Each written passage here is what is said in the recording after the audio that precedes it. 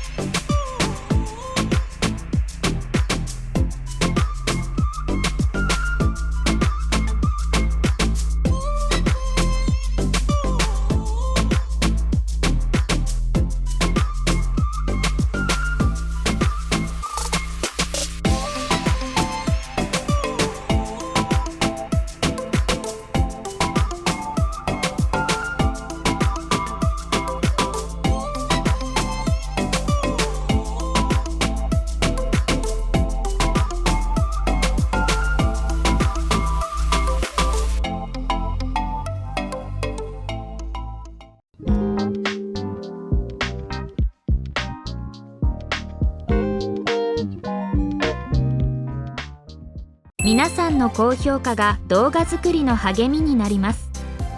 今回の動画がもし参考になれば、高評価とチャンネル登録をしていただけると嬉しいです。最後までご覧いただきありがとうございました。